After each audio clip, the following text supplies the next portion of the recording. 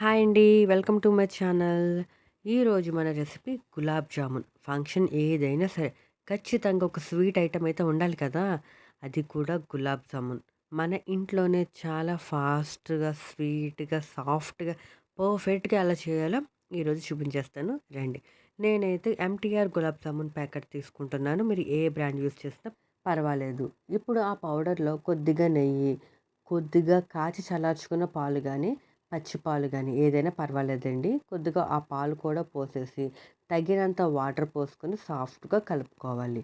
హార్డ్‌గా కలిపేస్తే మనం బ్రేక్ అయిపోతాయి. లోపల సరిగ్గా ఉడకదు. సో, స్లోగా మనం వీలైనంత సాఫ్ట్‌గా కలుపుకోవడానికి ట్రై చేయండి.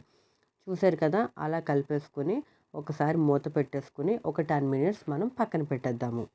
ఇప్పుడు పాకం కోసం ఒక గ్లాస్ పంచదారకి ఒక గ్లాస్ వాటర్ అయితే పోసేసుకొని మనం బాయిల్ చేసుకోవాలి. తీగ పాకం వస్తే సరిపోతుందండి. లేదు పంచదార పూర్తిగా వాటర్లో కలిసిపోతే సరిపోతుంది. ఎక్కువ పాకం అయితే రావాల్సిన అవసరం లేదు.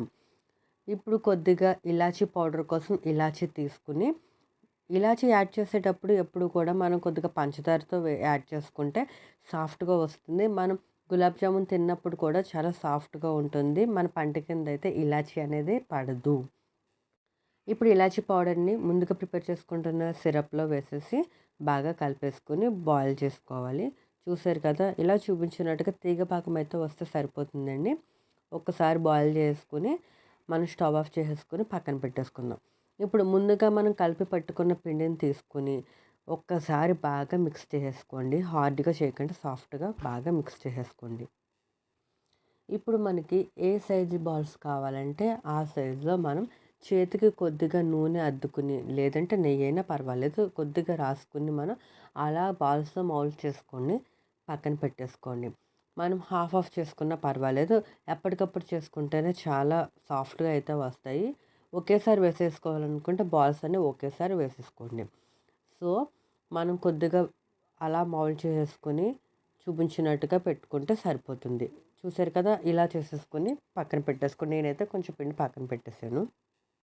ఇప్పుడు ఆయిల్ హీట్ అయిన తర్వాత కొద్దిగా ఒకదాని తర్వాత ఒకటి ఆయిల్‌లో వేసేసుకొని డీప్ ఫ్రై చేసుకోవాలి. సిమ్‌లో పెట్టుకొని డీప్ ఫ్రై చేసుకోండి.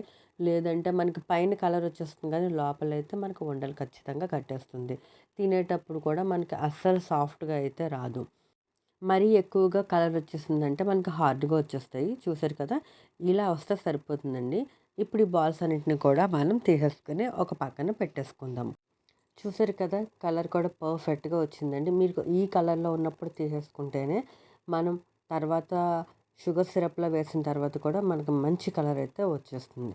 అలాగే మిగతా బాల్స్‌ని కూడా మనం ఒకసారి ఆయిల్‌లో వేసేసుకొని సిమ్‌లో పెట్టుకొని బాగా డీప్ ఫ్రై చేసేసుకొని మనకు కావాల్సిన కలర్ వచ్చిన తర్వాత తీసేసుకొని పక్కన పెట్టేసుకుందాం. ఇప్పుడు షుగర్ సిరప్‌లో ముందుగా ఉంచుకున్న బాల్స్ అన్నీ వేసేసుకొని కాసేపు పక్కన పెట్టుకుంటే చూసారు కదా! మన juicy gulab jamun ready.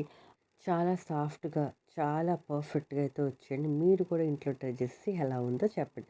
Please subscribe my channel.